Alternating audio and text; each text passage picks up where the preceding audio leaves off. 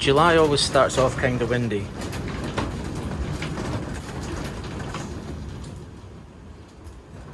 It's really, really fun being in here when this is happening. This is a plastic greenhouse. It's not a green one, so it kind of rattles a lot. A glass one, sorry. So it kind of rattles about a bit in the wind, which is always fun. Now, still have my mic out of commission, so we'll try and rattle around these as quickly as possible, and I'll keep my mouth as close to the mic on the camera as I possibly can. So, it's been about a month since I did an update. That was back in middle of June, I think. And here we are, first week of July, and you can see the difference. It's not really made that much difference to me because I see them every day, but when I look at the pictures, I think, wow, there's a lot of growth going on here. So we have our Moruga scorpion, I think. I thought the greenhouse was about to blow away. Look at that, man. Look at the strain on that bar. It's brilliant. That's all that's saving this greenhouse from flipping over. Awesome. So anyway, Moruga, in fact, no, this isn't. This is a Trinidad scorpion. We're starting to see some flowers on that, which is good. We have another one of those here in small form. I think this is a Trinidad scorpion here. So this is a Trinidad scorpion in a bonsai pot, and we're also growing a little bit of grass in it. Yay! Get rid of that. Next to that is the Reaper. Now, I've never grown a properly successful Carolina Reaper. The last time I had one was last year, and I think I got one fruit off it, and it was tiny. It wasn't much bigger than that one, but that's the first fruit of the year, which bodes well for this plant, which is good, seeing as it's also, you can see, covered in flowers. So I'm going to get some Carolina Reapers this year. Yay! This is Moruga scorpion, so that's the sister plant of that. They're not the same thing, I'm told. Argue with me, please. I'm told these are not the same thing. People say it's the Trinidad Moruga scorpion, other people say it's a Trinidad scorpion and a Moruga scorpion, and that there is a subtle difference. The plants look very similar. The flowers, I can't really tell about the flowers because this one has them while the other one doesn't, so we'll have to wait and see what happens there. So I'll need to get these little bunches out of the road so that we can move on around here to the next plant, which is that one. This is my Dorset Singer, so this is another super hot, and as you can see, it's got quite a lot of fruit coming on it, which is good. There hasn't been much change in the size of the fruit in the last couple of weeks. Next to that is the winner of this year's Race to Ripen, the first one to produce a ripe fruit, and that it's almost there. It's almost all the way there. This is the Kalugaritsa variety, and I'm looking forward to that, tasting that. These feel really, very waxy, very chunky,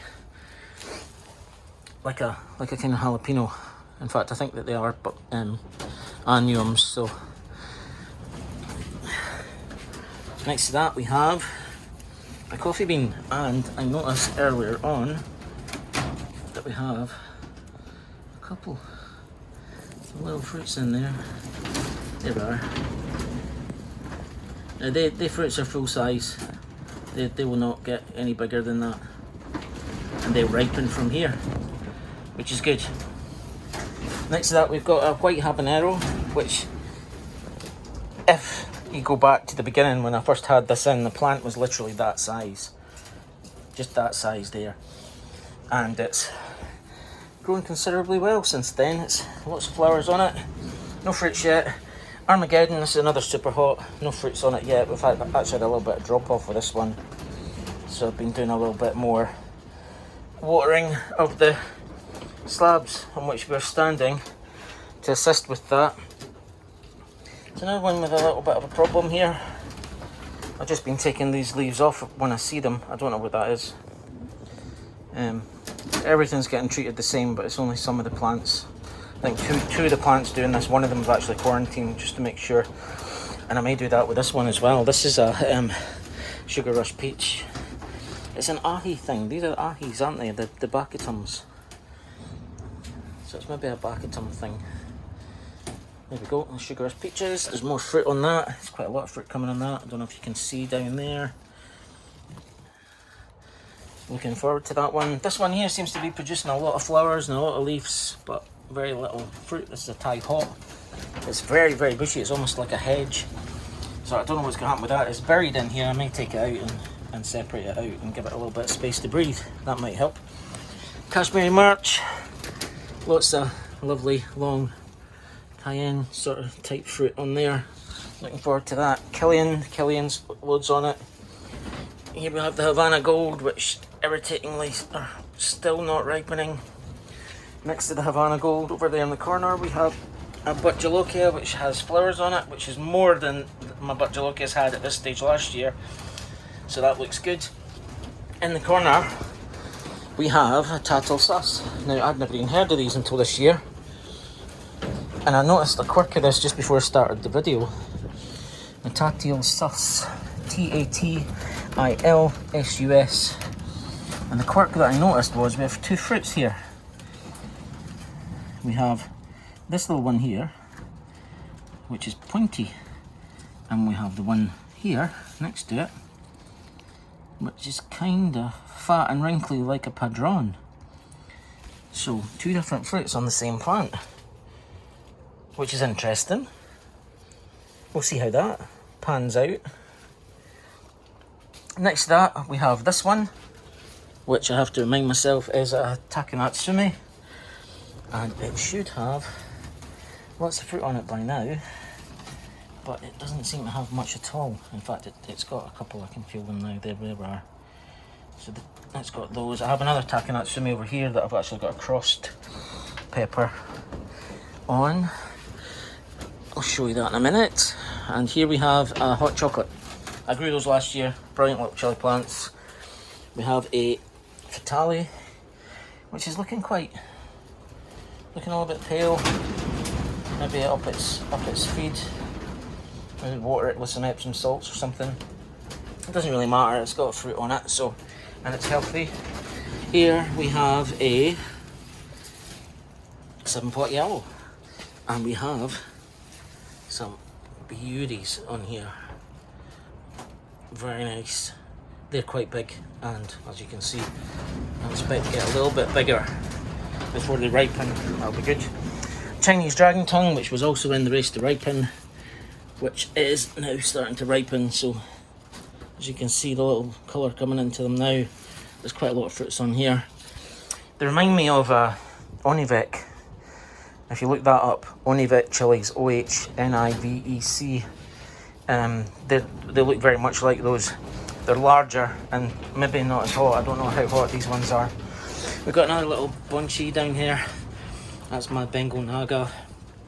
This is my Zimbabwe Black.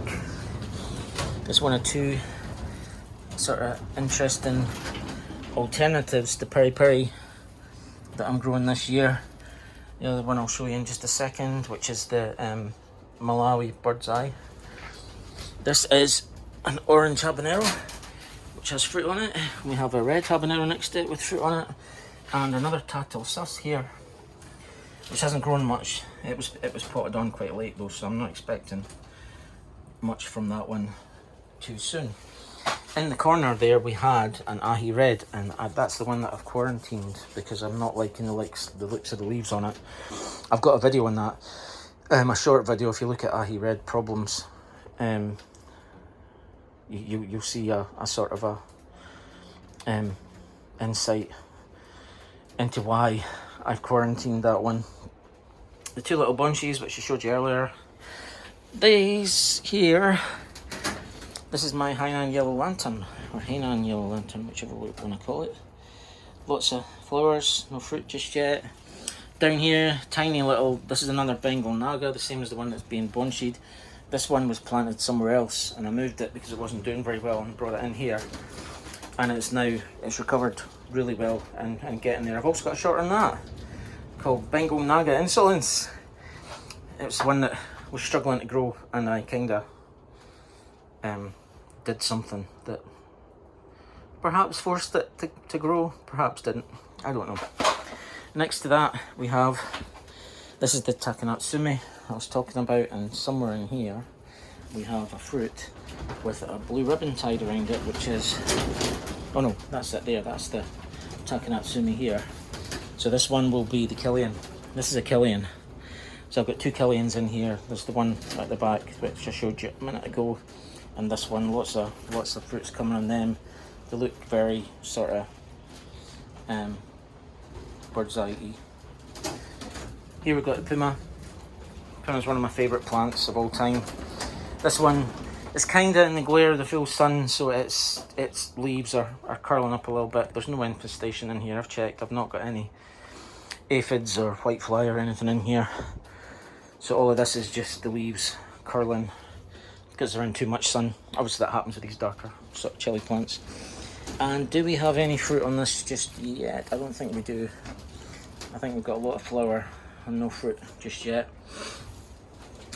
And down here we have our Malawi bird's eye, which is the peri peri type plant, or the relative, that along with the Zimbabwe black I showed you, I'm growing this year. So that's the big greenhouse. We'll pop across to the little one. The little one makes more noise in the wind.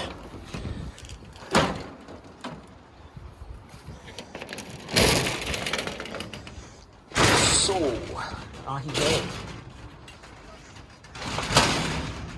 This is the Ahi Red I was talking about, that's got the problems that I've quarantined. As you can see, I mean, you can probably make that out just in that picture.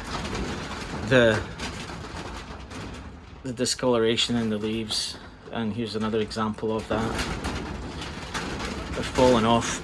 There's not much fruit on it. It did start out very kind of looking prolific, had a lot of flowers and fruit, but now there's only 3 left and it's struggling at the top to make new ones. So I brought it in here just to be on the safe side. Don't want it anywhere near the other chilies in here. At least it's a good distance away from the rest. The cayennes at the back are all split now. They've all done their split at the top and they've all got buds or flowers, which is good. They're a little bit behind last year's. Last year had ripe fruits at this point from the cayennes, so we're a little bit behind. We've got our fuegos here. We've got our peri-peris that are not peri-peris. I've also done a video on that. These were actually saved from an actual peri-peri, the bullet-shaped peri-peri chilies, and they've come out looking like that. So I did have 2 possibilities in mind. One of them is that the peri-peris I had weren't true peri-peris and instead were an F1, perhaps, and that's why they're not growing true this time. But they're all growing the same, and they all came from the same fruit. I've got 4 of these plants and they're all growing the same way, so that probably points more to the fact that I've inadvertently crossed this with something else. And the peri-peri plant was very, very close to the cayennes.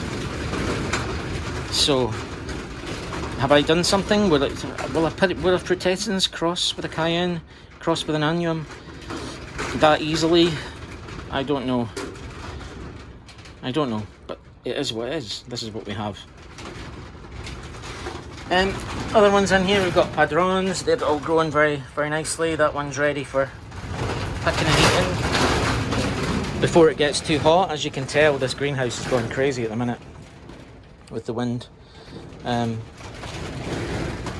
Over here we have Ring of Fire, and we've got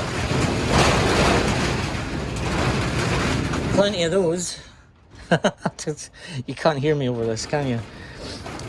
Plenty of Ring of Fire chilies. These are brilliant. Ring of Fire, the cayenne, are my staples for my go-to peppers for drying and for making sauces and for making spices. They're fantastic. Ring of Fire tastes like a cayenne, only a little bit hotter, and the fruit's a little bit smaller. But yeah, they're great. You can add them in with cayennes to increase the heat without altering the flavour, which I like. Next to those we have our jalapenos. So I've got 2 jalapeno plants. I have my farmer's market potato.